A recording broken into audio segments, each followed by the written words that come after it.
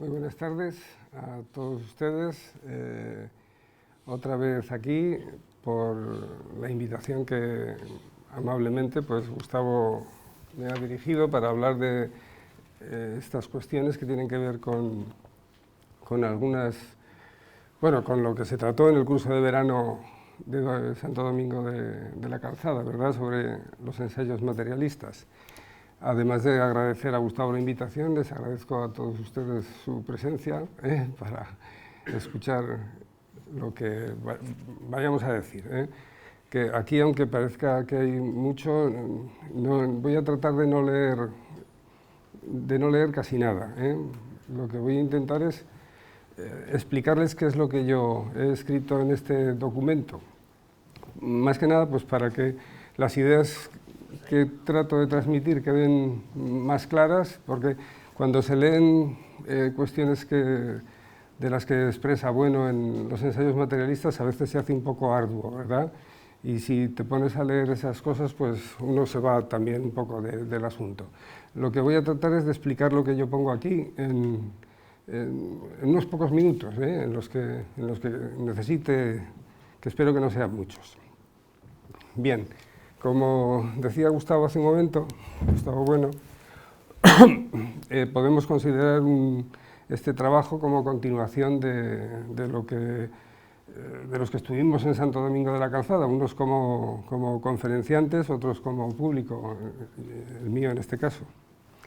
La verdad es que surge el trabajo a raíz de una pregunta que en la mesa redonda del jueves, si no me confundo, una mesa redonda en la que estaba Luis Carlos Martín Jiménez, Vicente Chulia, creo que estaban ellos dos, la moderaba Alberto Esteban, si no me confundo, pues lancé una pregunta sobre el papel, la importancia de la lógica de clases en el capítulo 3 del ensayo primero de los ensayos materialistas. Y bueno, la contestación, por cierto, no contestó ninguno de la mesa, contestó Tomás a la pregunta. Y bueno, yo me quedé un poco como al principio. Desde luego que muy interesante lo que había dicho Tomás, sobre todo pensando que, aunque creo que más que contestarme a mí, que creo que como luego no hubo tiempo de poder volver a comentar el asunto, pues me quedé un poco como al principio. La contestación de Tomás se dirigió más bien a un señor que había escrito sobre una lectura booleana, ¿no?, del álgebra de Boole, una lectura booleana de los ensayos materialistas, pero que mi pregunta no iba por ahí, y por eso durante el mes de agosto pues me dediqué a tratar de plasmar lo que yo tenía en la cabeza y que creía que era relevante y que no se pudo pues continuar allí. También tiene que ver con algunas cuestiones que traté en un artículo. Esto no salió para nada en el curso del año pasado, ¿no?, de julio. Un artículo que yo publiqué en el 199 del Catoblepas, tratando cuestiones que tenían que ver con la materia ontológico general y que llevaba por título el síndrome del ego trascendental. Bueno, o sea que podemos decir que este trabajo tiene dos partes, por así decir. Una que tiene más bien que ver con lo que aparece en ese artículo del Catoblepas, y la otra con la pregunta que lancé sobre el papel de la lógica de clases en el capítulo 3 de los ensayos materialistas. Y bueno, voy a discriminar las dos, aunque las dos tienen mucha relación, por eso las he traído aquí juntas. En ese artículo del Catoblepas yo señalo que la figura de la dialéctica que más se ajusta a la conexión, ¿no?, a la dialéctica de la idea de materia, a la conexión entre la materia ontológico especial y la materia ontológico general, es la figura de la anástasis. Bien. Bueno, cuando Bueno escribe los ensayos materialistas en 1972, ahí todavía no había desarrollado las figuras de la dialéctica, por supuesto. Las figuras de la dialéctica creo que son del 95, aparecen en el Basilisco. Pero bueno, allí lo que nos plantea Bueno es que en esa conexión entre los dos planos, ¿no?, porque como todos ustedes saben, Bueno dice que la idea de materia tiene dos planos muy diferentes, el general y el especial. Bueno, pues la conexión entre estas dos es por un movimiento regresivo. Esto es lo que plantea en los ensayos materialistas y lo explica pues, poniendo ejemplos de los que él habitualmente ponía, ¿no? Él siempre se iba a las cuestiones concretas, a las que pueden ser entendibles porque están a los ojos, ¿no? Y podemos leer que esta regresión la explica hablando de los insectos. Habla de los insectos, pues señalando que estos animales no pueden ser más grandes de lo que son. Pues, ¿por qué no pueden ser más grandes de lo que son? Pues porque la respiración que tienen pues no es ni pulmonar ni branquial, es por una serie de tubitos, ¿verdad?, muy finos en los que rápidamente sale el anhídrido carbónico y entra el oxígeno. ¿Y qué ocurre? Pues que si fuera más grande el bicho en cuestión y los tubos aumentara su sección en la ley del cuadrado, pues ese intercambio de gases, de oxígeno y de anhídrido carbónico sería imposible. Entonces, esta es lo que Bueno llama la vía negativa. Solo podemos terminar o expresar este regreso por vía negativa, diciendo lo que ese fin, esa meta no es. En este caso, en el caso de los gusanos, iba a decir, de los insectos, pues la vía negativa es que no pueden ser más grandes. Pero bueno, da muchos más ejemplos, ¿no?, de este regresus atendiendo al mundo concreto, ¿no?, a los estromas. Bueno, incluso se va de los bichos y se va a sitios más grandes. Bueno, o hablando de la velocidad de la luz, ¿no? La velocidad de la luz no puede sobrepasar un límite, pues porque la masa se hace infinita, ¿no?, o porque el espacio se encoge. Entonces, la luz tiene ese límite pues, mientras lleva esa velocidad, pero más allá pues nada podemos decir, no sabemos, no se puede sobrepasar ese límite, ¿verdad? También lo expresa, si no recuerdo mal, esto se lo oí oralmente cuando hablaba de la tabla periódica de los elementos, ¿no? Hay elementos en la tabla periódica, pero no pueden aumentar hasta el infinito, podríamos decir, pues porque a partir de cierto número másico de un elemento artificial, porque se crean artificialmente estos últimos, pues ese elemento colapsaría, ¿no?, en un colapso cuántico. Bueno, esta vía negativa, que expresa, bueno, para hablar del regresus, ¿no?, en la dialéctica de la materia, no la ha expresado él por primera vez, desde luego. El referente que nos menciona, bueno, en los ensayos materialistas es Aristóteles, cuando Aristóteles habla de la materia prima, o incluso habla del acto puro, ¿no?, pues diciendo que por la vía negativa, ¿no?, llega a una y a otro, ¿no?, diciendo pues que es intemporal, que es, o sea, las negaciones, ¿no?, intemporal, inespacial, infinito. Bueno, infinito no, creo que no lo dice Aristóteles, pero la tradición aristotélica, cuando llegamos a la modernidad, a finales de la Edad Media, pues hablaría de un Dios infinito. Aristóteles no, desde luego. Bien, bueno, pues ¿qué es lo que estábamos diciendo? Bueno, expresa este regresus de esta forma, ¿no?, por la vía negativa, ¿verdad?, como estábamos diciendo.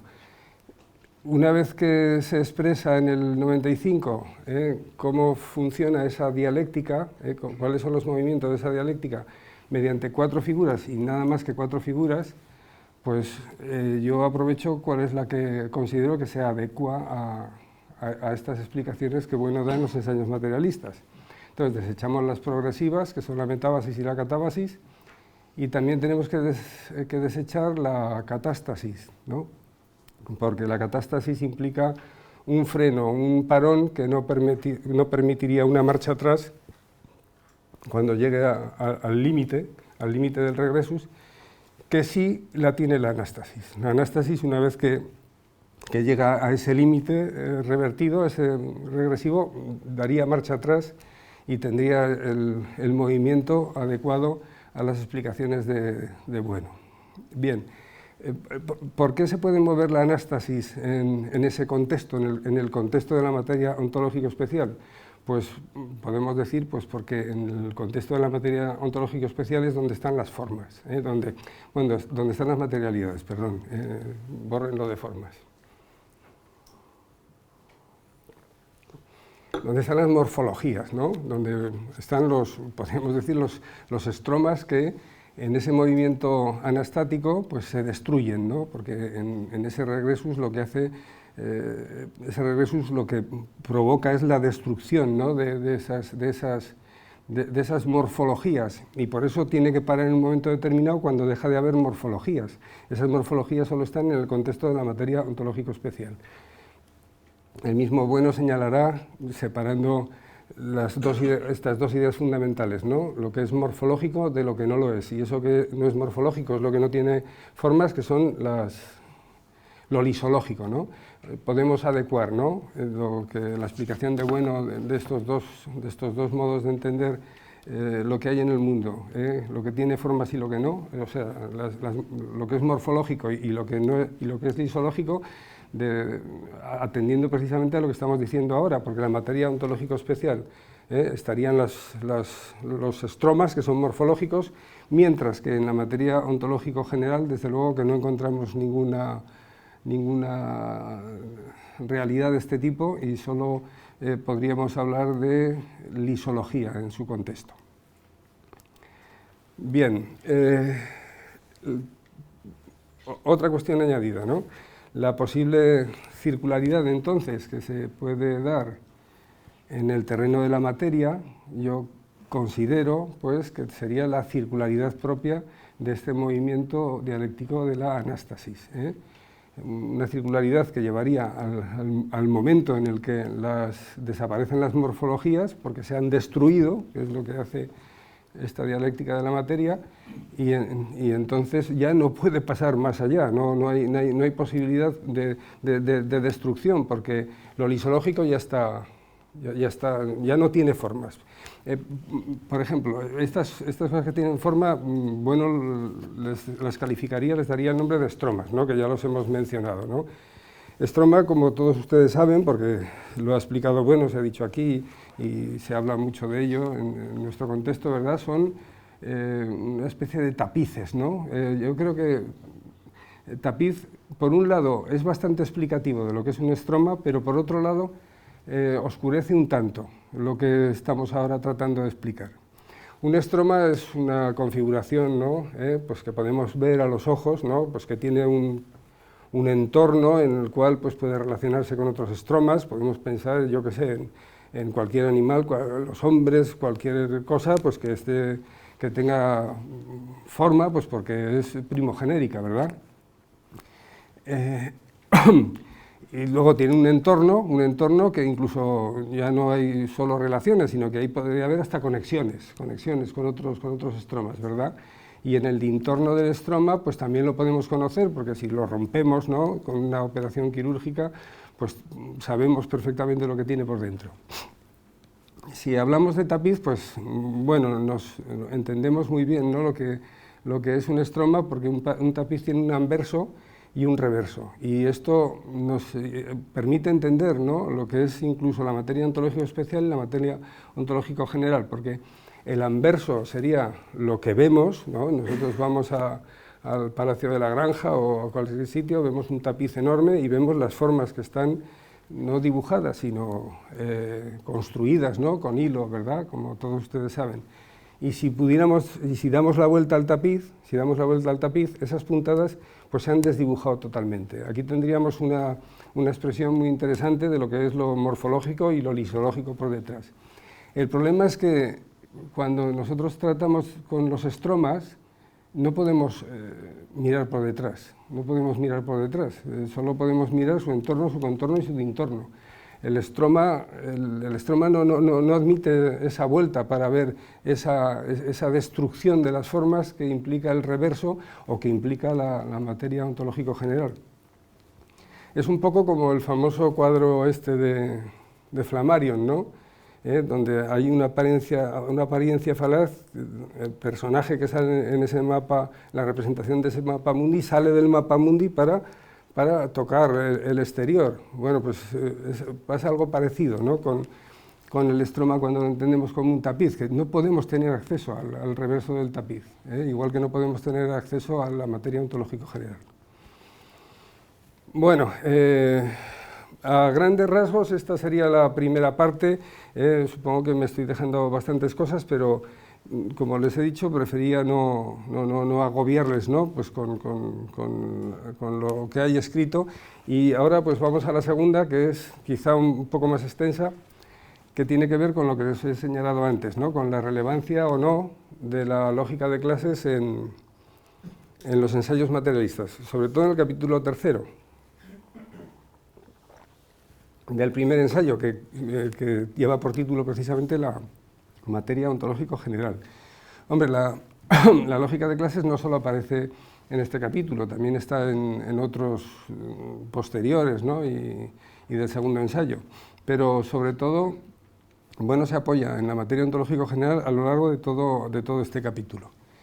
Bien, y es una de las primeras veces que lo hace, porque yo recuerdo que cuando Bueno da las clases sobre filosofía de la música aquí en Oviedo, en el conservatorio, o cuando luego las continuó en Santo Domingo, pues uno de los apoyos que tiene pues, para relacionar la música con el lenguaje es la lógica de clases, se apoya en la lógica de clases y en muchas ocasiones aquí, por ejemplo, cuando hablaba del reino del hombre, decía, si no aplicamos la lógica de clases es que no podemos dar ni un paso.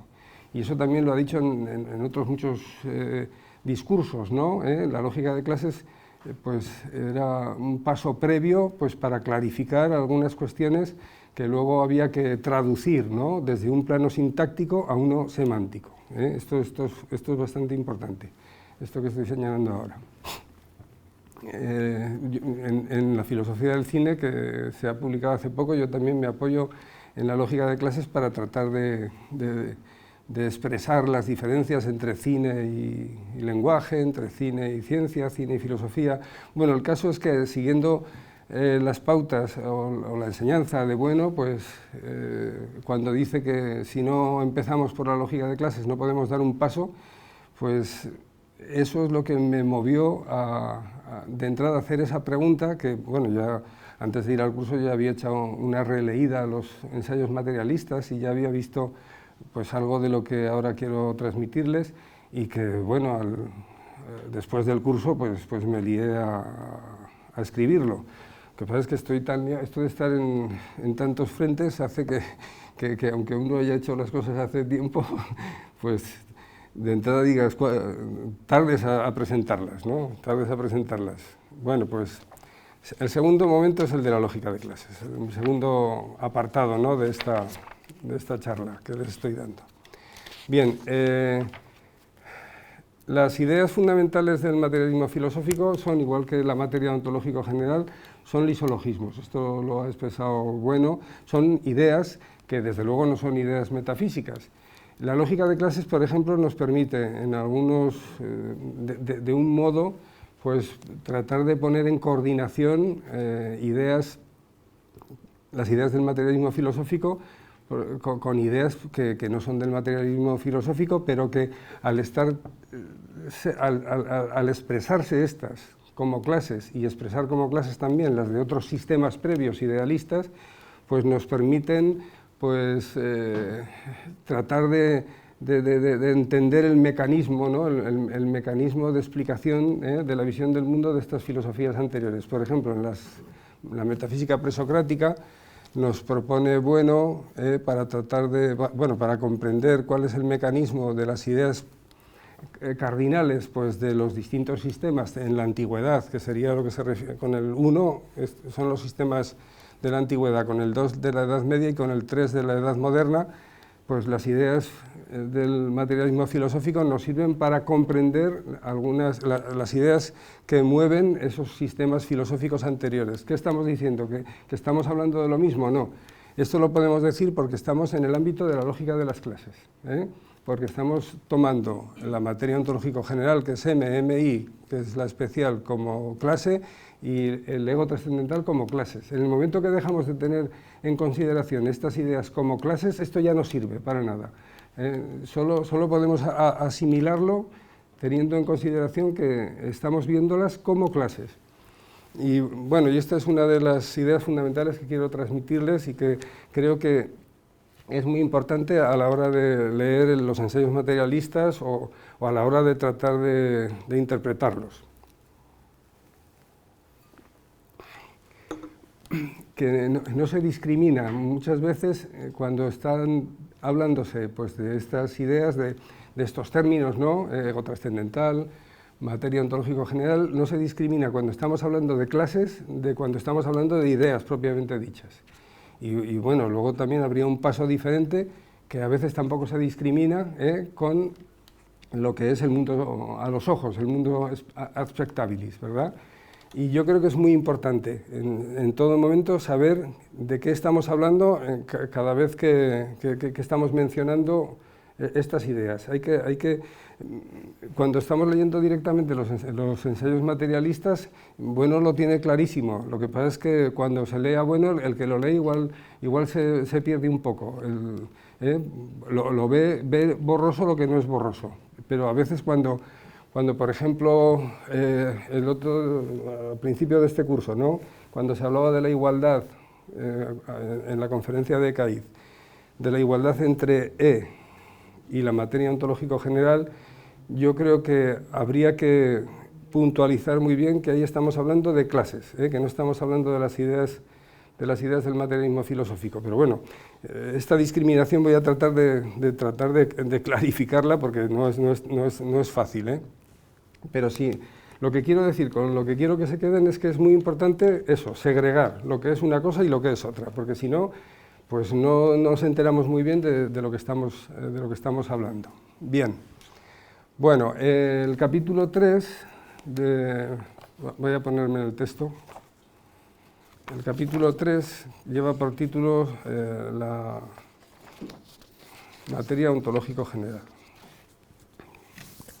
Vamos a ver. Mucho tomate aquí.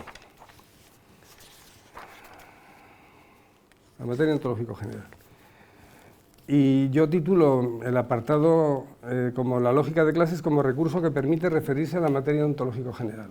Si nos podemos referir a la materia ontológico general de una manera, no voy a decir clara, pero cerca de la claridad, es desde la lógica de clases.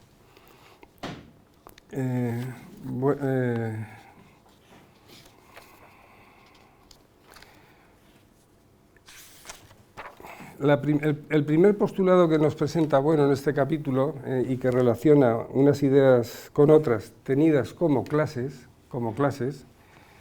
o sea, aquí vamos a ver el ego trascendental en esa fórmula, pero es una clase lógica. Y además lo tenemos claro si miramos a la derecha, porque tanto la materia primogenérica como la segunda genérica como la terciogenérica no son las ideas del materialismo filosófico, sino que son clases lógicas. Estos son clases lógicas. Este sería el postulado primero. Podemos expresar el ego trascendental. El ego trascendental es la misma práctica o ejercicio de índole histórico-social en el cual el mundo se constituye como objeto. Eso está expresado en la lógica de clases de esa manera. Bien.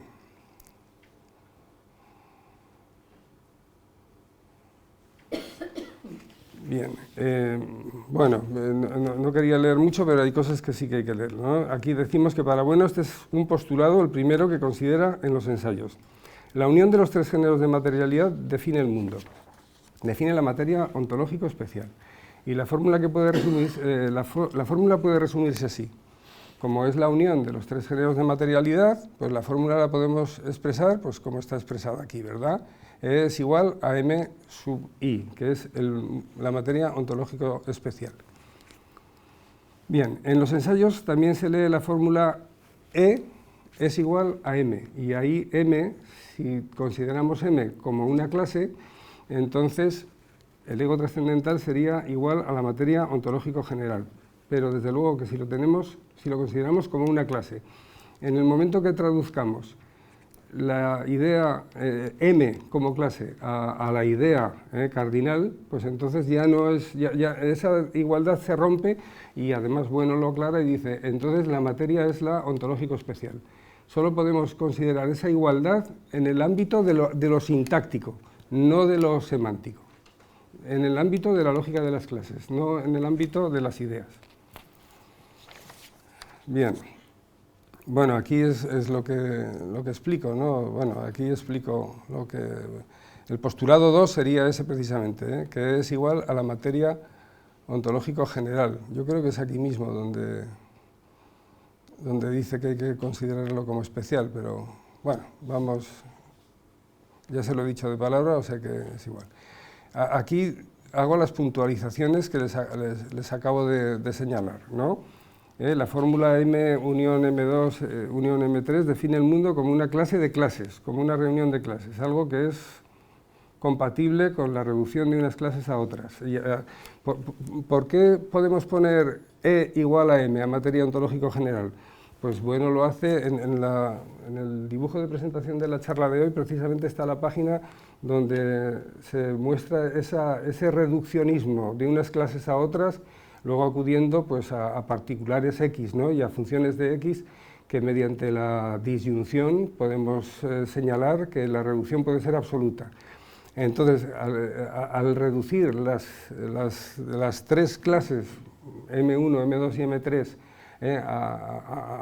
a la mínima expresión, entonces es cuando podemos equiparar tanto con el mundo a los ojos, con el mundo, con la materia ontológico especial, como con la materia ontológico general. Pero esas reducciones solo caben en el ámbito de la lógica. Por eso, es porque estamos en el ámbito de la lógica cuando podemos decir que E puede estar expresado con igualdad a M. Bien, bueno, esta es una cuestión que era pertinente porque todavía no hemos entrado en harina. Bueno, hay un fragmento aquí que ya se lo he adelantado una cuestión. He hablado del paso de lo sintáctico a lo semántico, que va a ser ahora fundamental en lo que viene ahora. Por ejemplo, podemos hablar de las ideas de la filosofía de Hegel y coordinarlas con las de Bueno porque estamos en el ámbito de la lógica de clases. Aquí hace y esto no lo digo yo, lo dice Bueno, aunque lo dice pues, de la manera que lo dice. Aquí, después de hablar de la escala de la naturaleza, no se considera impertinente subrayar en este lugar hasta qué punto el materialismo filosófico mantiene en su ontología una perspectiva diametralmente opuesta a la del sistema hegeliano. La materia ontológico general, en efecto, que desde el punto de vista sintáctico podría coordinarse con el ser, desde el punto de vista sintáctico de la lógica hegeliana, no tiene como referencia el mundo spectabilis, la naturaleza y el espíritu de Hegel. O sea, Bueno nos marca la separación entre lo sintáctico, que es cuando está expresando estos símbolos, estos términos, como pertenecientes a la lógica de clase, o cuando estamos hablando de las ideas cardinales del materialismo filosófico, que estamos en un plano, vamos a decir, semántico. Bien, bueno, pues para hablar de la materia ontológico general, Bueno, en este capítulo 3, pues no lo hace desde el plano semántico. Desde el plano semántico será lo que vendrá determinado o será una traducción, podríamos decir, del planteamiento primero, que es por el que yo creo que no lo dice aquí, pero lo diría, el que no puede dar un paso si no tratamos estas ideas como clases. El punto de partida son clases, la lógica de las clases, tanto en el contexto regresivo, ya hemos hablado del movimiento de regresos y en la anastasis hay un rebote, hay un progresus, entonces estos dos movimientos que se dan en la materia, para pasar de materia ontológico especial a materia ontológico general, está el regresus originario y el progresus. Entonces, al regresus y al progresus, Bueno los expresa mediante la lógica de clases en dos contextos diferentes. El contexto M gótica, que sería el del progresus, y el contexto N gótica, que sería el del regresus. Y luego habría un tercer contexto, que sería pues todavía menos generalizador, porque en estos contextos vamos a ver una traducción de la sintaxis a la semántica, pero en el contexto de megótica prima, ahí vamos a ver cómo se va al mundo spectabilis, ¿no? Vamos a ver cómo habla pues podríamos decir, ya me saldrá, de tapices, no me sale la palabra ahora, joder, de estromas, de estromas, ¿no? Estromas pues, que estimulan a otros, etcétera, etcétera. Bueno, entonces, este tercer capítulo, para hablar de la materia ontológica general, como he dicho, el punto de partida es la lógica de clases y está expresada en tres contextos distintos. El N, primero, que es el del regressus, el M y el M', que es el del progressus y el que habla del mundo a los ojos. Bien, bueno, para ir un poco rápido, el contexto M, vamos a decirlo, es el contexto progresivo, que relaciona la materia ontológica general, como pueden ver ustedes ahí, con el ego trascendental, pero esto no quiere decir que la materia ontológico especial no esté, lo que pasa es que simplemente, mientras que estos están aquí representados, podríamos decir que está en constante ejercicio, la materia ontológico especial. Y en el contexto de negótica, que es por el que vamos a empezar, la conexión sería entre las dos materialidades y el que está en ejercicio constante sería el ego trascendental. Bueno, vamos a ir un poco más rápidos. Bueno, no, vamos al asunto. Bien, cuando les estoy hablando del plano sintáctico, de lo sintáctico y de lo semántico, y además es porque Bueno lo menciona aquí,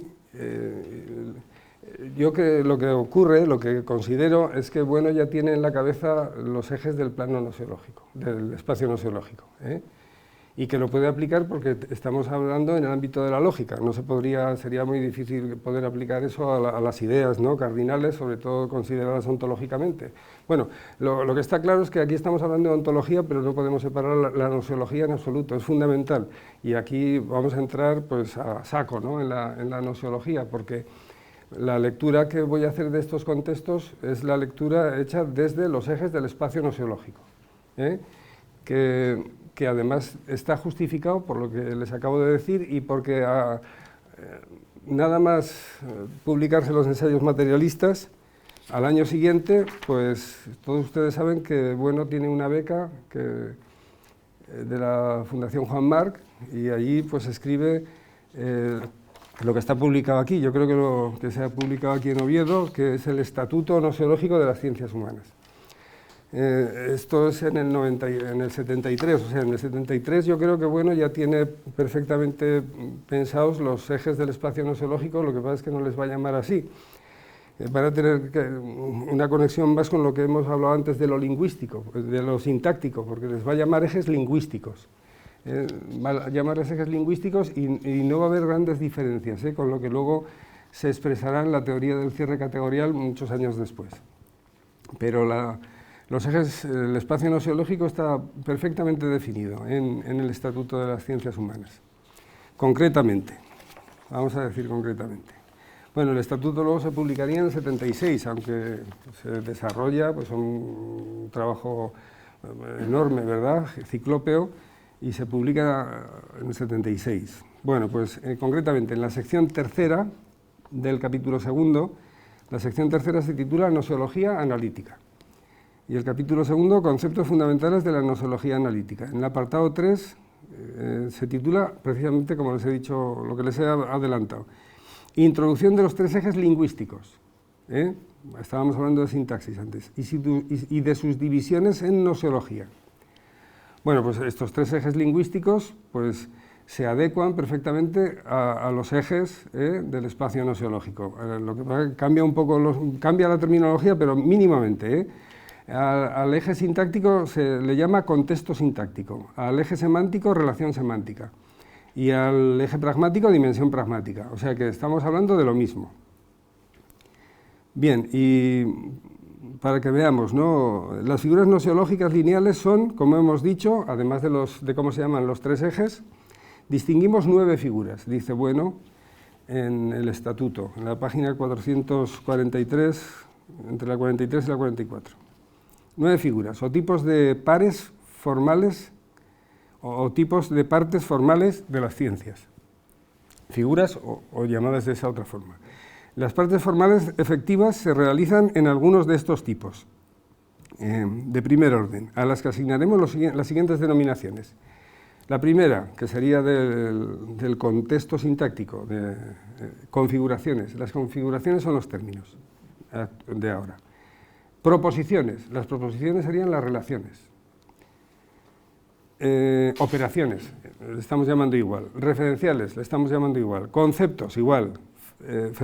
Conceptos fenoménicos, perdón, que serían los fenómenos. Conceptos esenciales, las esencias. Autologismos, dialogismos y normas noseológicas, normas. O sea que está perfectamente expresado lo que luego va a ser el espacio noseológico en el estatuto. Bien, en el estatuto, algo muy parecido a lo que ha dicho antes en los ensayos. Cuando habla está yendo a lo concreto, pero se puede adecuar perfectamente a lo que yo quiero hacer ahora con la lógica formal, con la lógica de clases, la lógica formal y lo que luego va a decir en cada uno de los contextos. Bueno, está analizando los espectros y dice, a partir del análisis de las rayas de esta banda, cuando ve un espectro, distancias entre rayas de la banda, diríamos sintaxis. Cuando vemos eso es la sintaxis, ¿verdad? Y cuando aplicamos coloración, estamos haciendo una traducción semántica. O sea, y esto lo está diciendo en el estatuto.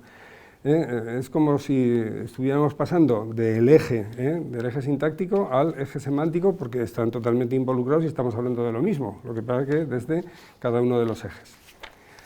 Bueno, pues bien, vamos a ir contexto por contexto, empezamos por el N. Y lo que hago en cada uno de los contextos es que voy a dar como si estuviéramos analizando cada contexto desde los ejes del espacio noseológico, que va a ser el espacio lingüístico. Entonces, cada uno de los contextos tendrá un título. Estará el contexto sintáctico del contexto N, el semántico y el pragmático. En el contexto sintáctico, bueno, nos habla pues, de lo que aparece ahí, ¿verdad? Esa N, al pasarlo a PDF, se ha ido lo gótico. No me he dado cuenta. Esa N que está antes del igual es gótica y la M también sería gótica. Bueno, pues esa N gótica, que lo pone arriba, ¿verdad? Que coordina la materia ontológico general y la materia ontológico especial, pues se puede ir desarrollando en el movimiento que en este caso sería un movimiento sintáctico, ¿verdad? Pues aplicando ahora no solo las leyes de inclusión, la ley de intersección, que serían las de la lógica de clases, sino también acudiendo a la lógica formal, porque bueno, va a utilizar en todos los contextos, no solo se va a apoyar en la lógica de clases, sino en la lógica formal, en la lógica de enunciados.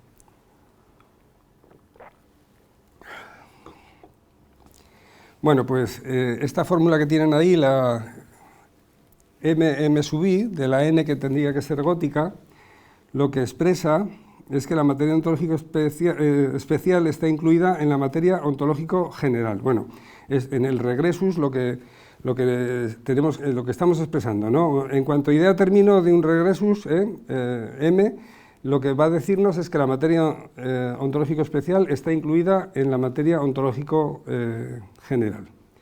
Bueno, el postulado 2 es lo que nos dice, y aquí empieza el desarrollo lógico, ¿no? Primer apartado, el postulado 2, a ver que no se me vaya, caramba, aquí está. El postulado 2, que dice que M sub I está incluido en M, no implica formalmente su recíproco, o sea que M no tiene, aunque esté M sub I incluido en M, no tiene por qué estar M incluido en el M sub I, o sea, en el especial. Entonces se dan dos posibilidades que las podemos ver ahí. Está claro que la materia ontológico especial está incluido en M, pero puede ser que M esté incluido en la materia ontológico especial o que no lo esté. Están esas dos posibilidades que las tienen aquí, ¿no? Se dan esas dos posibilidades. M está incluido en M sub I.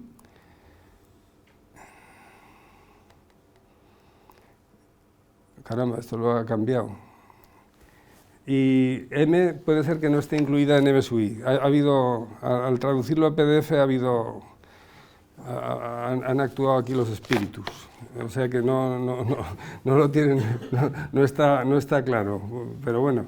Entonces, las dos posibilidades que tenemos en lógica de clases es que, por un lado, las dos proposiciones que nos salen es que m sub i está incluido en m y m en m sub i, que sería la primera, y la segunda es que m sub i está incluido en m, pero m no está incluido en m sub i. Por la simetría de la relación, por la propiedad antisimétrica, pues podríamos decir que m sería igual, podemos considerar a m igual a m sub i, que serían las dos materias serían iguales, que está ahí más o menos, abajo del todo, y la segunda proposición, cuando m no está incluida en m sub i, pues entonces que m no sería igual a m sub i, ¿verdad? De tal manera que aquí, aplicando la regla, ¿no?, de la disyunción excluyente, la disyunción excluyente en lógica nos dice que no pueden ser las dos afirmaciones verdaderas a la vez, que es la que está expresada mediante esa W que ven ustedes ahí. Coño, estoy señalando con el dedo. Esa W es la disyunción excluyente. Entonces, esta disyunción excluyente nos está diciendo que una de las fórmulas es verdadera y si es verdadera una de las fórmulas, la otra no lo es, y viceversa, ¿de acuerdo? Lo que no pueden ser es verdaderas las dos a la vez, que en la disyunción no excluyente no pasa eso, pero es que esta es la disyunción excluyente, o sea, las dos no pueden ser verdaderas a la vez. Bueno, pues cuando resulta que una de las fórmulas nos va a expresar lo que es el materialismo, mientras que la otra se va a adecuar a todo lo que no es materialismo, a lo que podemos llamar el inmaterialismo. Bien, y por tanto, en el contexto n regresivo, bueno, estamos ya, aunque no he empezado con la relación semántica que viene después, nos ha traducido la sintaxis de la lógica de clase a una relación semántica, porque nos define lo que es el materialismo. Les leo la definición. La segunda fórmula, que es la materia ontológico especial, está incluida en m y m no está incluida en la materia ontológico especial, o sea, la general.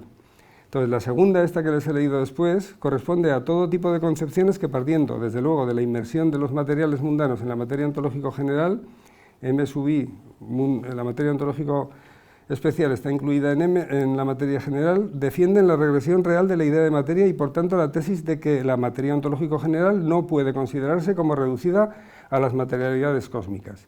Llamaremos materialismo, en el sentido ontológico general, a este tipo de concepción. O si se prefiere, esta es la definición que en el contexto n construimos como correspondiente al concepto de materialismo ontológico general.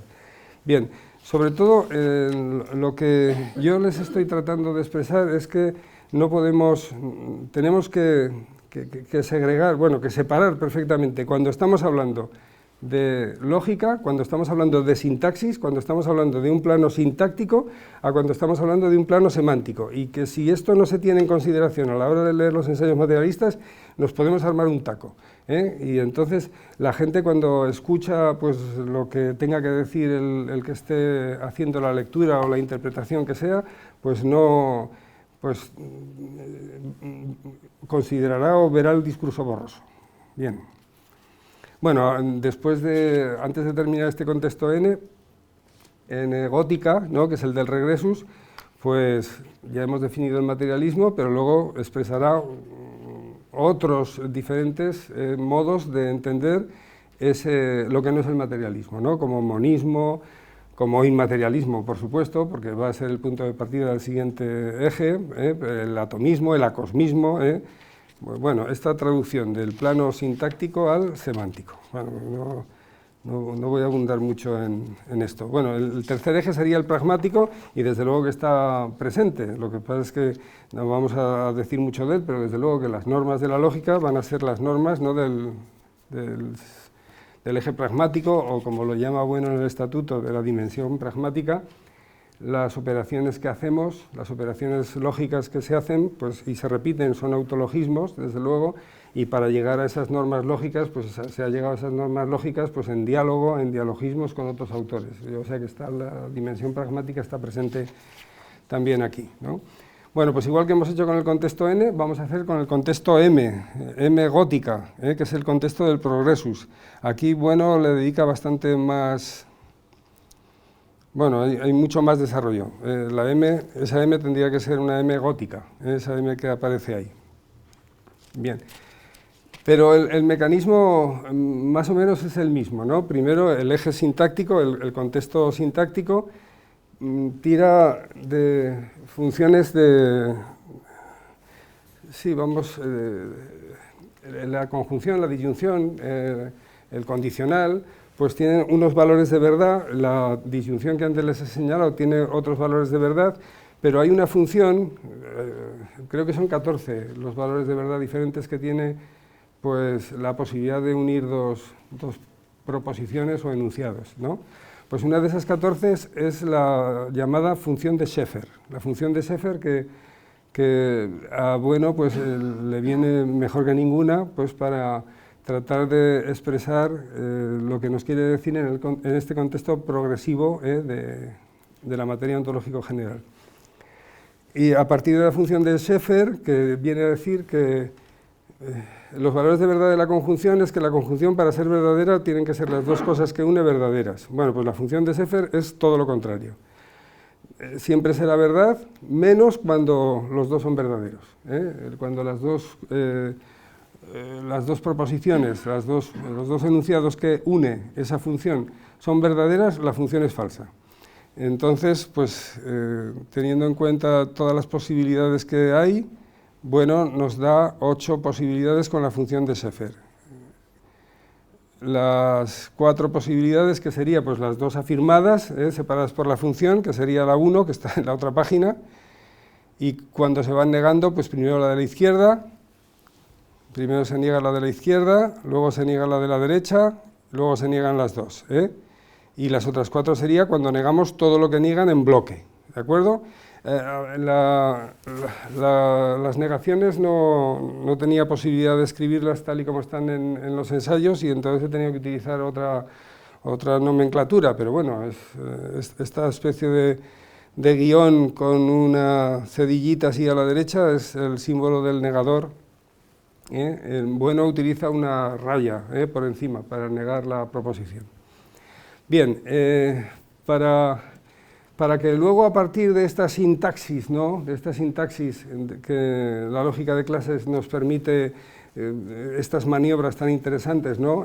Para luego llevarla a la semántica, pues a la hora antes de dar el paso a la dimensión semántica, lo que hace es traducir las expresiones en la función de Sheffer a otras expresiones pues, más adecuadas pues, con conjunciones y con disyunciones. Como la función de Sheffer es la inversa de la conjunción, pues entonces podemos transformar la función de Sheffer que está en 1, la del 1, en una conjunción en la que pondríamos en vez de esta raya que aparece aquí, pondríamos un conjuntor y luego un corchete que cogiera las dos y negaríamos la función completa, la proposición completa. Pero luego, por la ley de Morgan, pues llegaríamos a esta otra de aquí, que es la nueva 1, que pone Bueno, que es una disyunción en la que están los dos negados, pues porque Morgan nos permite hacer esto. No voy a entrar en detalles, porque si saben lógica, sabrán perfectamente lo que os estoy diciendo, y si no, pues no pasa nada.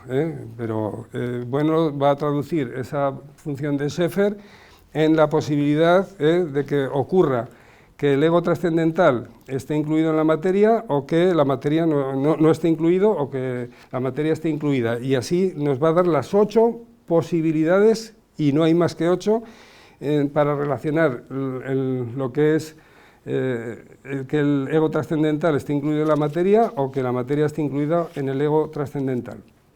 Bien, de todas estas 8, por saltarme unas cuantas cosas interesantes, pero que ahora no vienen a cuento desarrollar, porque voy a decirles lo que quiero decirles, ¿no? Que es lo más relevante.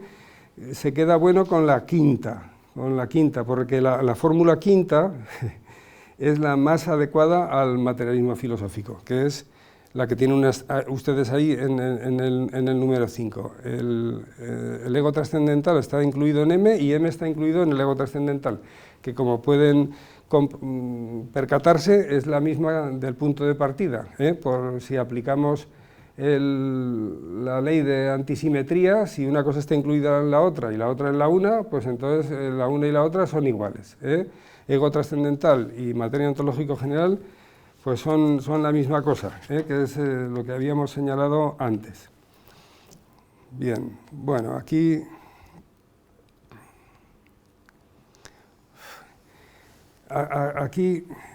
hago esta salvedad nuevamente, ¿no? Porque me parece que es con lo que quiero que se queden, ¿no?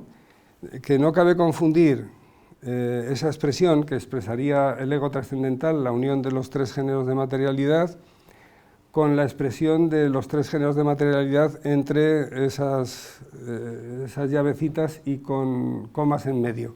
Porque la expresión de la izquierda es una expresión de la lógica de clases, mientras que la otra es una expresión ontológica. Y esto es lo que ocurre a veces, que estamos hablando de lo que dicen los ensayos o incluso estamos leyendo los ensayos y no discriminamos entre lo de la izquierda, que sería algo sintáctico, y lo que se expresa a la derecha, que sería algo semántico. Esto es lo que quiero marcarles. Bueno, aquí en concreto es donde las reducciones que les he señalado antes y que nos permiten decir que es igual a la materia ontológico general están expresadas aquí por bueno, con esta fórmula que aparece en la pantalla, en la presentación de esta charla. Bueno, pues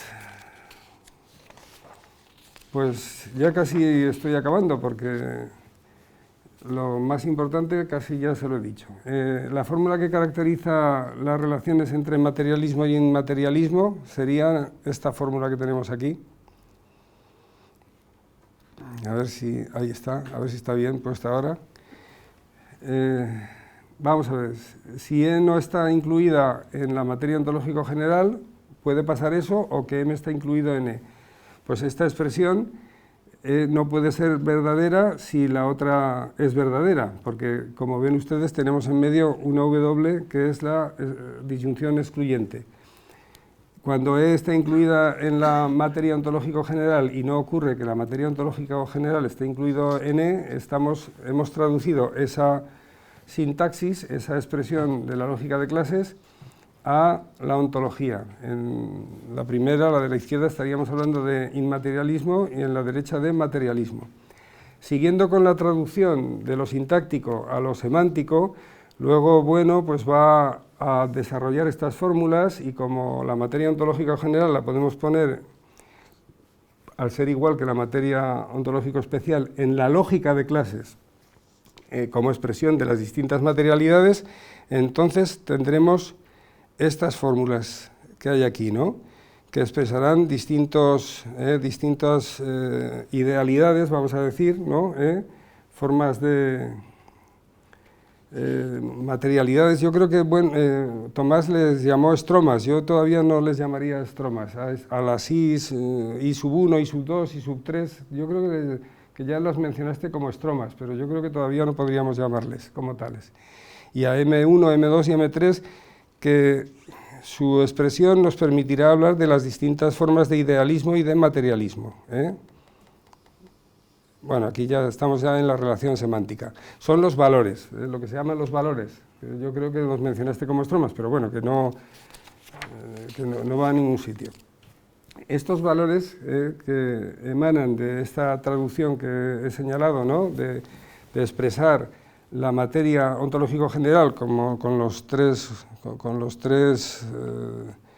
modos de materia ontológico especial, ¿no? La primera, la primogenérica, la segundogenérica y la terciogenérica, nos permiten hablar del valor primero de lo ideal, sería el empiriocriticismo, el segundo pues el subjetivismo, el tercero el psicologismo lógico, y cuando los valores se ponen el acento en lo material, en el materialismo, pues el mecanicismo, el sociologismo y el materialismo esencialista. Al hacer una tabla luego, pues relacionando, negando unos y afirmando los otros, pues tenemos las distintas posibilidades. Aquí ya estamos en el ámbito semántico, ¿no? Por eso esto es la relación semántica, las distintas posibilidades de materialismos e idealismos que hay, desde el materialismo absoluto, donde están las M's todas afirmadas, hasta el idealismo absoluto, donde están todas las M's negadas, ¿de acuerdo? ¿No? Entonces, las 8 posibilidades combinatorias darían por los distintos materialismos que tienen ustedes ahí. Bien, y la dimensión pragmática pues sería igual que en lo mismo que he dicho antes, ¿no? Estamos aplicando normas, ¿no?, que son las de la lógica, y desde luego que pues, las operaciones que se repiten pues son autologismos y los dialogismos precisos para que estos se den. Y por fin ya, rápidamente, para terminar cuanto antes, vamos a hablar del contexto M'. En el contexto M', la lógica que desarrolla Bueno, que nos presenta como sintaxis, es la lógica de relaciones. Y esta lógica de relaciones pues, traduce la idea de materia ontológico general y la idea de ego trascendental, bueno, traduce, las interpreta como la M, pues como, bueno, la transforma en una nueva letra, que es la letra K, que viene a referirse a los estímulos que pueda provocar. Aquí ya estamos en el mundus aspectabilis, yo creo, ya situados, ¿no? Pues un objeto te puede estimular pues porque te quema, o porque hace mucho ruido, porque ves la luz, y este tipo de estímulos transforma la idea de materia, la pasa a considerar el concepto relación K, y la idea de ego trascendental con el concepto relación sigma, que sería una especie de predicado, ¿no?, de expresión que uno lanza a otro, un mensaje que se comunica entre sujetos operatorios, ¿verdad? Bueno, me llama la atención que al leer esta parte entiendo por qué luego en Televisión, Apariencia y Verdad, Bueno, utiliza la letra K para hablar de las apariencias. Vamos, que tiene bastante que ver, ¿no? Las apariencias que vemos en el mundo, las apariencias que vemos en la pantalla de televisión, que es de lo que habla Bueno en ese texto, ¿no?, en Televisión, Apariencia y Verdad, pues acá la elige precisamente porque aquí más o menos está hablando de lo mismo, ¿no?, porque la materia, lo que tenemos delante, pues se expresa mediante ese concepto de relación K, ¿no? Bueno, esto es un comentario, ¿no?, para que vean de dónde salía esa K famosa de Televisión, Apariencia y Verdad, que ha elegido esta y no ha elegido otra letra. Bueno, y aparte de estas dos, ¿no?, de los estímulos y de los mensajes, luego aparecen otras dos relaciones, bueno, otros dos conceptos, relaciones, que tendrán que ver, ¿no?, con las acciones de estas entidades, ¿no?, ya de estos estromas, vamos a decir, ¿no?, que actúan unos sobre otros, unos con otros, pues que serán las de simbolización S y programación, que derivarán precisamente de los estímulos y de los mensajes. Bueno, aquí ya hay ya no estamos hablando de unas definiciones de materialismo, de idealismo, sino que estamos hablando de cosas concretas, ¿no?, de que existe un X, de que existe un Y, o sea, estamos hablando ya del mundus aspectabilis. Aquí la traducción es ya, vamos, completa, vamos a decir, ya está bien. Y bueno, pues aquí también está expresado, ¿no?, de la sintaxis de la lógica de relaciones, pasamos a la semántica, ¿no?, más de andar por la calle en este caso, ¿no?, con la lógica de relaciones, y la dimensión pragmática pues tiene pues unas expresiones similares a las de los otros dos contextos, y no les he dicho todo lo que hay aquí porque ya les he aburrido bastante. Muchas gracias por escucharme.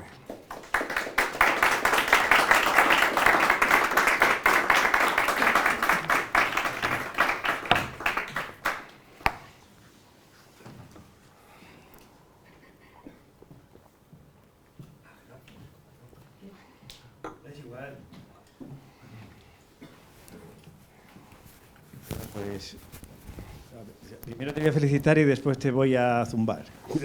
Me imagino. Para no faltar a la costumbre. No, lo que te quiero felicitar es porque se ve perfectamente como una categoría, que es la lógica, una categoría, sin embargo, como totaliza el discurso, el discurso de lo que estamos tratando entre manos, pues nos posibilita ver todas las... O sea, nos pone en presencia de todas las posibilidades combinatorias. Que yo creo que ese es el asunto, ¿no? Que no... Y además, que esas, lo que tú no has centrado, pero que esas otras combinaciones nos señalan otros tipos de ontología. Que yo creo que ese es el acierto de utilizar la lógica en este caso, ¿no? Quiero decir que sencillamente totaliza el universo del discurso. Sí, sí. Y entonces la diferencia entre semántica y sintáctica pues es fundamental. ¿Por qué? Porque las otras sintácticamente son posibles, pero ontológicamente no. Ahí está, yo creo que la clave del asunto. Sí, antes se me olvidó comentar precisamente eso, ¿no? Que podemos hablar de ego trascendental en Kant y ego trascendental en materialismo filosófico porque estamos en el ámbito de la lógica de las clases, que es lo que estás diciendo tú, sí, sí. Pero semánticamente no tiene nada que ver. Nada, destruir. Ahí está. Sí, entonces entonces viene el ataque. Porque tú has hablado solamente de anástasis. Claro, la anástasis es un proceso circulatorio.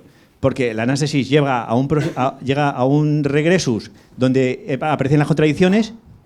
Las contradicciones, los has visto muy bien en la lógica de clases, son contradictorias, o una o la otra, ¿no? Entonces, ¿qué tienes que hacer? Un regresus. Entonces, el regresus, entonces, aquí, como no llegas porque llegas a una contradicción, pues repliegas, que es el límite revertido. Entonces, el límite revertido funciona en muchísimas ciencias y funciona muy bien y es lo que utiliza para la idea de persona, utiliza para las estructuras metafinitas. El límite revertido es fundamental porque es ese proceso circulatorio de progresos y regresos porque no puedes llegar al límite, porque te encuentras con una contradicción. Y sin embargo, también utiliza el concepto de metábasis para hablar de M. Pero ¿qué pasa con la metábasis? Pues que con la metábasis, como pasas a otro género, ya no puedes regresar. No sé si estás de acuerdo conmigo. Sí, que utiliza las dos. Pero claro, la metábasis es el paso a otro género. Es decir, de los números racionales pasas a los números irracionales. Pero una vez que estás en los números irracionales, ya no puedes volver a los racionales, porque son indivisibles. Ya, por eso no se adecua a la metábasis, porque la materia ontológica general está en el mundo y no puedes ir a otro lado. Claro, no puede salir, pero sin embargo es positiva. Vale. Es positiva porque puedes dar un salto por la metábasis. Pero claro, ya no puedes regresar, es imposible. No puedes regresar al mundo porque de lo lisológico no puedes predicar ninguna morfología concreta, ¿no? No sé, de acuerdo. ¿Estás de acuerdo o no? Era preguntarte eso solo porque como has hablado de la anástasis... De acuerdo, estoy de acuerdo, sí.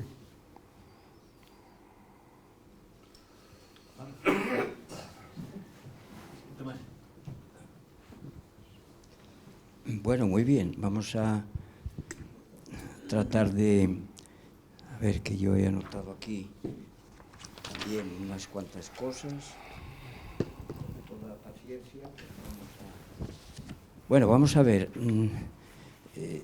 Como es habitual, yo siempre arranco con una felicitación, como es lógico, no puede ser de otra manera, ¿verdad?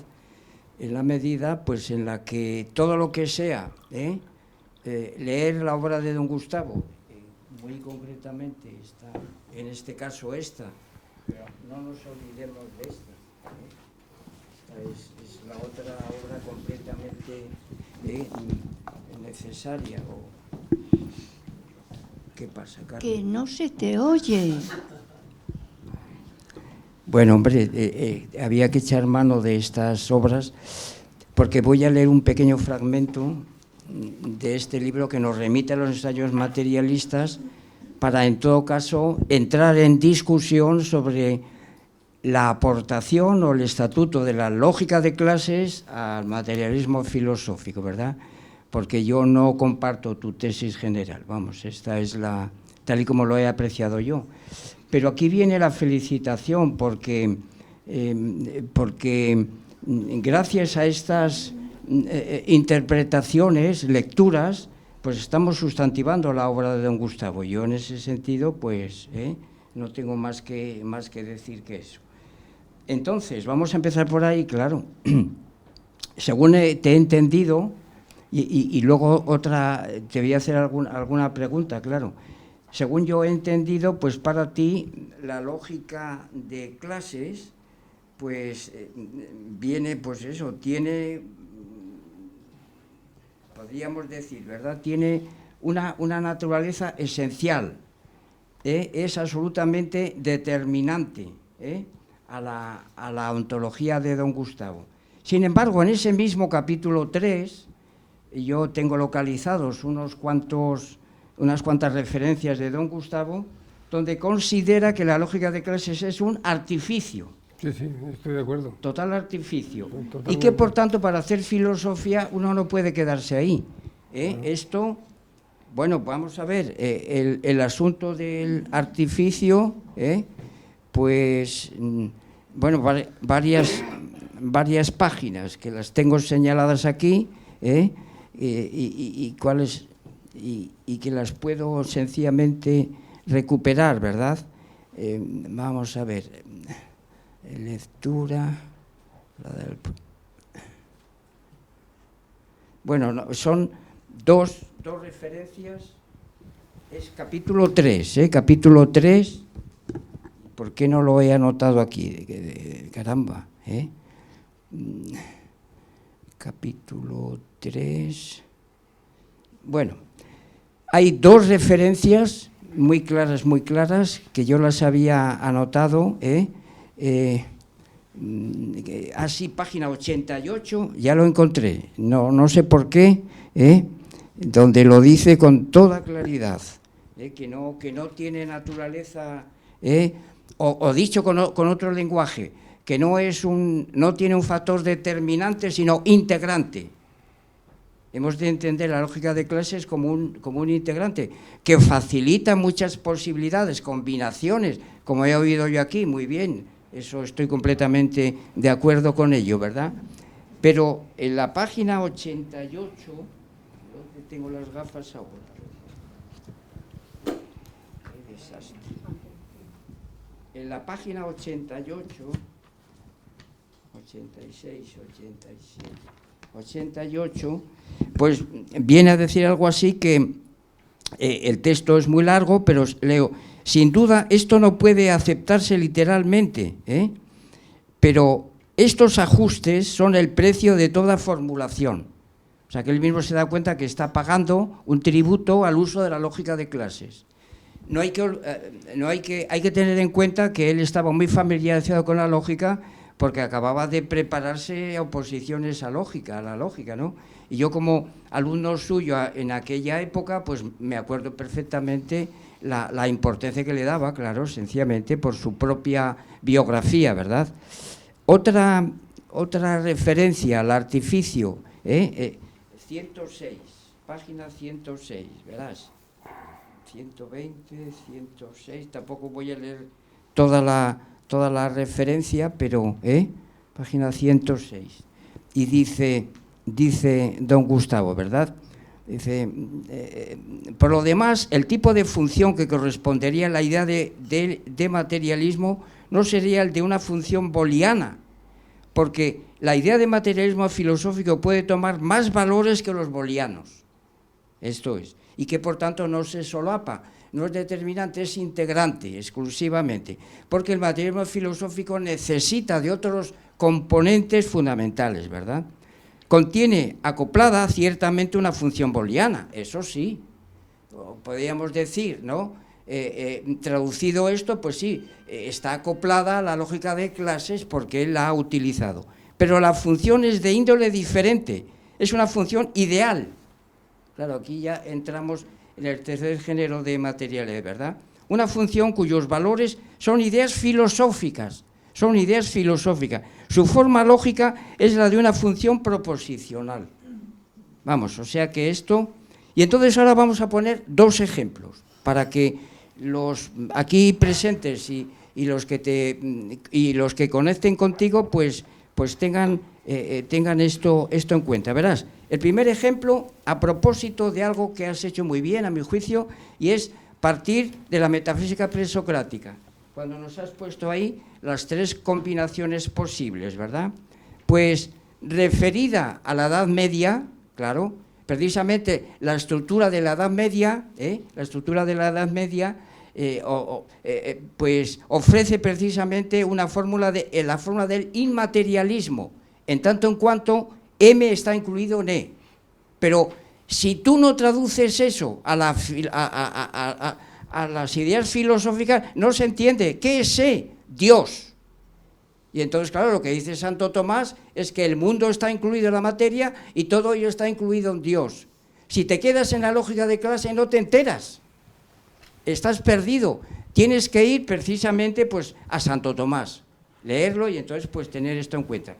Y entonces el otro ejemplo que voy a poner yo, pues es más claro todavía, ¿no? Y nos lo dice el propio don Gustavo, que vamos a ver si, creo que es la página 77, si no me equivoco, vamos allá. Perdonen que, la página 77, a mi juicio, es clarificadora, porque es el que voy a leer un texto muy breve, ¿verdad?, en el cual, pues, nos remite a los ensayos materialistas, a estas fórmulas que has puesto tú aquí, Dice, cuando definimos a E en función de M sub I, como totalidad de M sub 1, M sub 2, M sub 3, tenemos que aceptar que M sub I, aún trascendiendo a E, está dado morfológicamente en relación a él. Es decir, tenemos que aceptar la condición antrópica o zootrópica del universo, sin que esto signifique que M sub I es un contenido de conciencia, claro, con el consiguiente problema de la trascendencia. Pero solo podremos distanciarnos del idealismo solipsista cuando a su vez afirmamos que el sujeto corpóreo y el ego con él es solo una parte, entre otras, del universo. Representamos estas relaciones, aunque sea por el tosco artificio de la lógica de clases, escribiendo E está incluido en M sub I y M sub I está incluido en E. Y dice don Gustavo a continuación, en los ensayos materialistas citábamos como ilustración de esta fórmula un pensamiento de Pascal. Si no, estamos perdidos. Es decir, que la lógica de clases por ella misma ni mucho menos determina. Y tú has cogido la lógica de clases para determinar la idea de materia. Pues no. Mi punto de vista es que con eso estamos perdidos, ¿no? Estamos perdidos porque la idea de materia requiere precisamente recurrir a los estromas. Sin duda alguna, sin duda alguna. ¿Por qué? Pues porque de esos extremos, de eso que llamamos, yo prefiero ahora mismo, materia cósmica, regresamos a la materia ontológica general. Pero no nos olvidemos, y tengo yo aquí apuntadas todas las referencias de don Gustavo, a la otra operación, que es progresiva, el progresus. Sin duda alguna, la materia ontológica general pues está intercalada entre los tres géneros de materialidad, pero a su vez esta idea, que como tú has afirmado bien, pues tiene un valor regresivo, esto naturalmente en el capítulo 3, pero es que el capítulo 3 hay que entenderlo a partir del capítulo 4, 5 y 6, y del 2, donde precisamente la idea de la materia ontológica general como extraída no solo de ese proceso regresivo, sino de otro proceso progresivo, porque esencialmente la materia cósmica da luz para entender lo que es la materia ontológica general. Y en el capítulo 6, pues claro, fíjate bien que lo hice con toda, si la materia ontológica general, pues es negativa, pero de la misma manera, por ejemplo, que la idea de revolución nos remite a todas las revoluciones posibles, pero es un término abstracto. Pues aquí igual, es decir, no podemos tomar como ejemplo directo, ¿verdad?, de la idea de materia una en particular, sino que es un término genérico, pero que si no progresamos sobre el mundo y desde él pues obtenemos alguna luz, pues entonces estamos también completamente perdidos, sencillamente, que la lógica de clases es un instrumento integrante de la doctrina de don Gustavo, esta es la cosa que yo quería. Y entonces, M, negatividad absoluta. Pues claro, fíjate tú aquí lo que estamos diciendo, ¿verdad? Que de alguna manera, al decir eso, que efectivamente tiene que ver con el capítulo 3, pues de alguna manera nos estás llevando, y tú sabes muy bien que don Gustavo en este mismo capítulo lo niega tajantemente, pues a lo que es la idea aristotélica de materia prima, o de la nada, y él dice en absoluto. Eso no es la materia ontológica general. La materia ontológica general, pues naturalmente, como el mundo se destruye por sus contradicciones y la conciencia filosófica está dentro del mundo, ella misma también tiene que ejercitar esto, y entonces eso es una posibilidad importante para entender la materia ontológica general, el regresus. Pero si no progresamos sobre el mundo y vamos recargando en otro episodio de los ensayos materialistas, pues en el capítulo 6 habla precisamente de esto, de recargar. La materia ontológica general se recarga, se tiene que recargar, y por tanto no puede ser entendida esta pues como a través de un concepto absolutamente formal, es decir, porque para don Gustavo ese artificio es tosco y no permite en absoluto pues circular por toda la historia de la filosofía que él de alguna manera pues recoge con toda... Bueno, o sea que... y bueno, vamos a ver, es que otro texto fundamental que no tenéis que olvidar, está en la página 302 del Ego Trascendental, que hay, estos dos libros son inseparables, porque el mismo don Gustavo en el Ego Trascendental está constantemente refiriéndose a ensayos materialistas, no para refutarlos, sino para reafirmarlos, sencillamente. Bueno, pues nada, leo este fragmento, en la página 322, vamos a ver cómo, a ver si no me he equivocado, porque 302, a ver, 302, concluimos. Es en cuanto actúa a través de un sujeto operatorio la conciencia filosófica, como dije antes, ¿verdad?, que reúne en la unidad del mundo M sub I a M1 o unión M2, unión M3, a título de géneros supremos de materialidad, de los que se compone el universo. Esta totalización, es decir, M sub I, es resultado de una operación totatio, que no podría considerarse ultimada al margen del enfrentamiento del universo, M sub I, finito e ilimitado, con lo que no es él, es decir, M, como idea negativa en el terreno noseológico. Es decir, esto lo niega, es decir, que no podía considerarse, es resultado de una operación totatio, que no podría considerarse ultimada al margen del enfrentamiento del universo, finito y ilimitado, con lo que no es, con lo que no es él, es decir, M, como idea negativa en el terreno noseológico, pero no negativa a título de no ser, ni siquiera de su versión como espacio vacío infinito, puesto que ella es materialidad ontológica positiva, no es noseológica, y no meramente abstracta, lógica de clases, al modo como lo es la materia prima, inmanente al universo de Aristóteles. Es decir, esta materialidad es una materialidad trascendental, una materialidad ontológica general. Es decir, que tiene componentes regresivos en cuanto la negación de las contradicciones va a parar ahí, pero también progresivo, en tanto en cuanto se recarga, en otro texto que no vamos a leer aquí ahora, lo dice con toda claridad.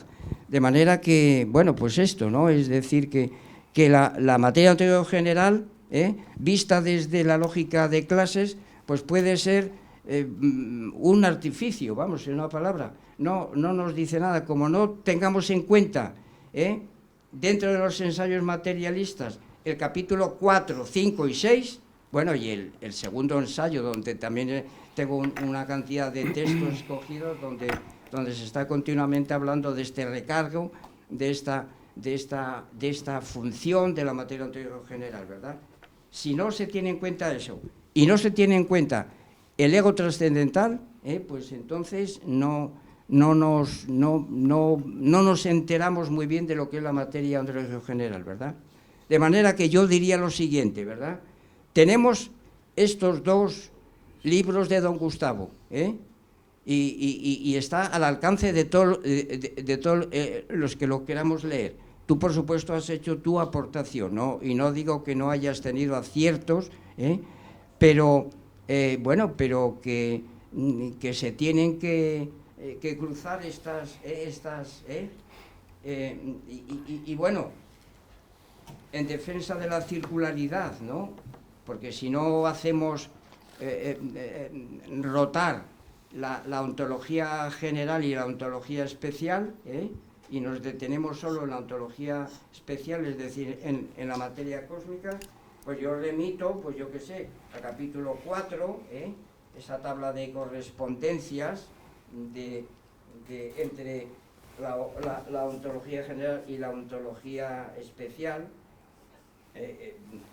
Remito en el capítulo 5 a los ajustes que establece don Gustavo entre ontología general y ontología especial, y en el capítulo 6, claro, que se titula circularidad, y había apuntado aquí tres páginas, pero bueno, queda ahí dicho, ¿no? De manera que, resumiendo, ¿verdad? Porque a mí me parece que la cantidad de horas que he dedicado yo a leer este libro, pues de alguna manera se tiene que traducir en alguna conclusión, ¿verdad? Que la lógica de clases es un artefacto integrante, útil, sin duda alguna, pero que con ello no aclaramos todo lo que hay ahí, ¿verdad? Segundo, que la ontología de don Gustavo no se reduce a un capítulo, hay que leerlos todos y además conectarlos. Es más, el capítulo 3 no se puede entender sin el capítulo 4, 5, 6 y el segundo ensayo. Esto a mí me parece que es absolutamente... Igual no te ha dado tiempo y solo querías, para empezar, pues dedicarte a un solo capítulo. Bueno, esto es así, ¿verdad? Y después, la defensa a ultranza de la circularidad entre la ontología especial y la ontología general, y por tanto la defensa de esas dos operaciones, que desde la materia ontológica general nos remite a una operación regresiva y a una operación progresiva. Bueno, yo es lo que quería, después de haberte escuchado, lo que he querido plantear para que tú lo recojas y me rebatas o me objetes, lo que te parezca. Bueno, pues muchas gracias, Tomás. De todas las maneras, yo te agradezco y te felicito por tu aportación, sin duda. Pues gracias también a ti, como te digo. Bueno, yo lo que he tratado de transmitir aquí es que después de leer los ensayos materialistas, que el capítulo 3 me parece fundamental para entender los ensayos materialistas. O sea, un poco dándole la vuelta al último que has dicho. ¿Y el 4, el 5 y el 6 no? Sí, desde luego, pero el capítulo 3 era fundamental precisamente por cómo expresa lo que es la materia ontológico general Gustavo Bueno, porque es lo que pone Gustavo Bueno en el capítulo 3.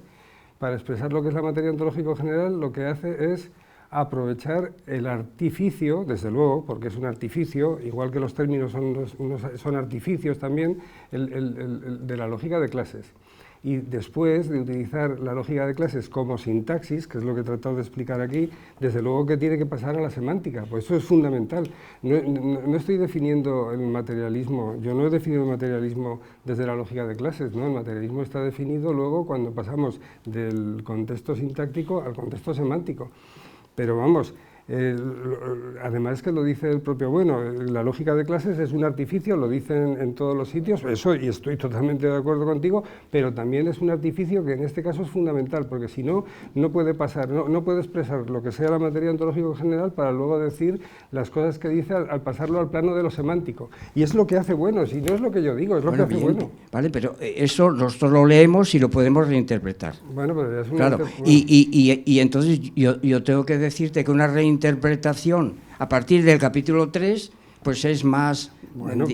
más incompleta que la que se hace en la materia ontológica general después de haber tratado el capítulo 2, 3, 4, 5 y 6, Sí, a mí me parece donde aparece también la idea de materia ontológica general Desde con luego. todas sus variantes. Pero me parece fundamental el capítulo 3 por lo que he dicho. Por lo Y que a mí el yo he 4 traído- y el pero yo he 5 y traído- el 6. Pero yo he traído aquí el capítulo 3. Bueno, por He traído eso. el 3. Pero como dices Y que entonces- es fundamental y que es determinante, No, yo no he dicho que sea determinante. Digo que para entender lo que viene después, sobre todo por lo que señalaba antes, que había que segregar lo que era, por un lado, lo que tenía que ver con la lógica de clases, que además son los ejes del espacio noseológico.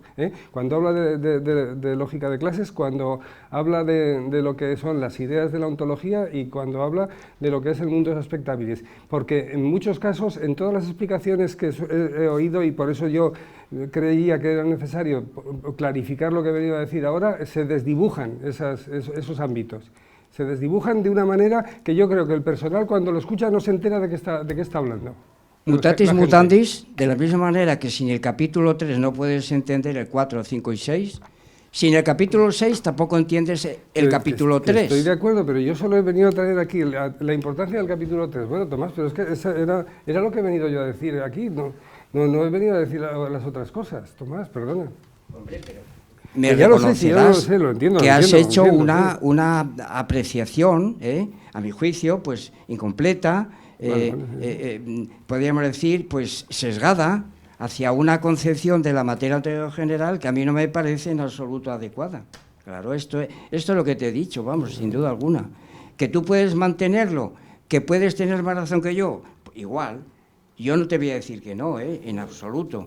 Pero bueno, que las horas que yo he dedicado a leer este libro, desde que salió hasta el año pasado, esos 50 años de lectura permanente, pues a mí me ofrece otra interpretación, yo hago otra interpretación.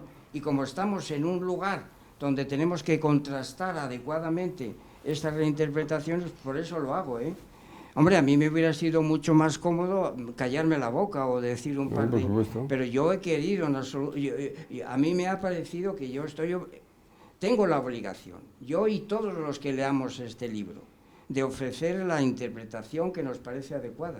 Esto es, Y ya está. Y en lo mismo, es la primera vez que yo creo que discuto contigo de una cosa. Me parece que esta es la primera vez.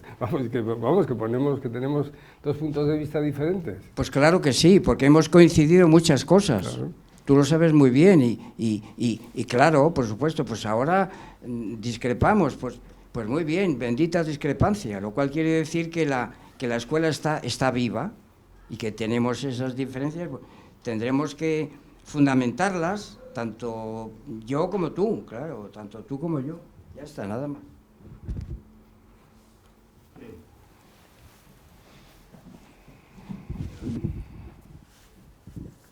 Sí, José, vamos. Una cuestión, porque yo creo que aquí hay una, no sé si es falsa polémica, pero yo creo que lo que Josécho ha pretendido, y perdóname el psicologismo, es, como tú sí conoces cómo están las redes sociales, es salir al paso de los que no comprenden la importancia que tiene en el materialismo filosófico la idea de materia ontológico general, y que incluso se permiten el lujo de hacer comparaciones odiosas, hay que decirlo, entre el sistema de Bunge y el sistema de Gustavo Bueno, o pretenden que es posible traducir al inglés, que tiene sus propias categorías lógicas, la obra de Gustavo Bueno sin tener que pagar por ello un altísimo precio que es el de la propia tradición, digamos, ¿no? No tradición en el plano psicológico, pero sí el hecho mismo de que si Bueno debe mucho a toda la tradición, digamos, escolástica, cosa que él nunca negó, y sobre todo también a la propia tradición escolástica, que ya es de alguna manera antitomista. Por ejemplo, en los ensayos materialistas, Bueno cita a David de Dinan, ¿no?, como un precedente, ¿no?, de ciertas posiciones críticas con el tomismo. Pues hoy día hay gente que parece que quiere meter en un mismo saco a Bueno con Bunge, con Engels, con Marx, Incluso hay gente que se plantea, bueno, fue marxista, bueno, no fue marxista, cuando eso ahora ya ni tiene ningún interés y recae en un psicologismo. Yo creo que lo que tú has hecho, corrígeme, y por eso yo rompo una lanza en tu favor, yo creo que lo que tú has hecho es precisamente subrayar la importancia de ese capítulo sin quitarle importancia a los siguientes capítulos, precisamente porque como conoces cómo está el tema, digamos, de la reinterpretación del materialismo filosófico en el ámbito de las redes sociales, donde se dan unos simplismos tremendos. Yo quisiera, por ejemplo, en ese cuadro que tú pusiste, en el 1, 2, 3, 4, 5, 6, 8, por ejemplo, ¿dónde colocarías tú a Engels en relación con Bunge? Y por ejemplo, subrayar qué grandes diferencias hay entre Marx y Engels. Si uno es materialista absoluto, si otro es materialista esencialista, si otro es decir, que esto yo creo que lo que tú dices hay que verlo en este contexto, lo cual no invalida las tesis de Tomás, evidentemente, pero yo creo que la importancia de lo que dices tú es precisamente la de subrayar que a veces se hacen traducciones donde parece que, bueno, pues que todo vale, ¿no? Y que pues, Bunge y bueno son lo mismo y cosas así, que a veces se dicen en un tuit, pero que llevan a unas confusiones y a unos desvaríos tremendos. Corrígeme si me equivoco y también te preguntaba por esa importancia, ¿no? Por ejemplo, bueno, en su momento ya fue muy crítico frente al materialismo segundo genérico, al sociologista reduccionista. Y si mal no recuerdo, bueno, los ensayos materialistas citaba a dos autores clave, Rodolfo Mondolfo y por otro lado Jean-Paul Sartre. Es decir, que uno dentro del idealismo, otro dentro del materialismo. Es decir, o Erich Fromm. Erich Fromm es materialista, pero es un materialismo de otro tipo. Es un materialismo pues, que no tiene nada que ver con el materialismo filosófico. Es decir, que dentro de los materialismos hay una jerarquía y hay ciertas formas de materialismo que están tan distantes entre sí o más que el materialismo de bueno respecto al sistema del idealismo absoluto, por ejemplo, de Hegel.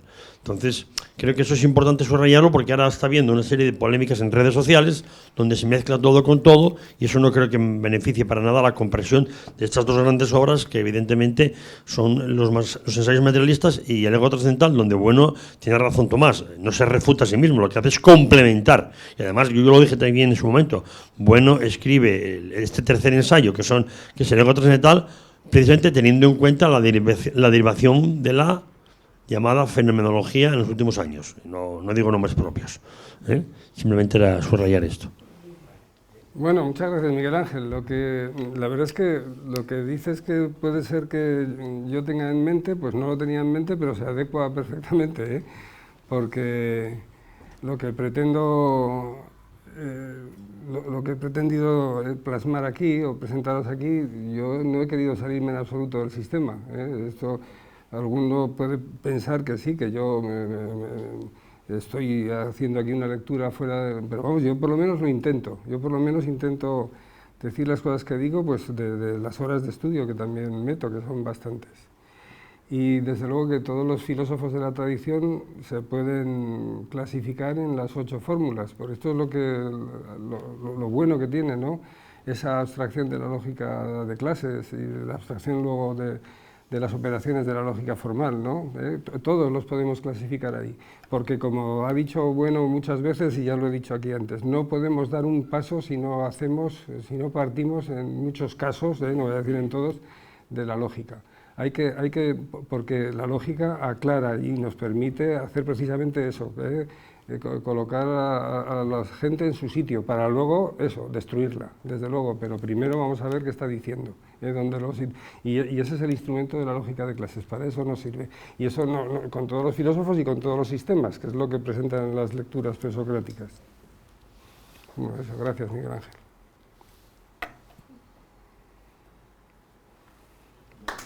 Gracias.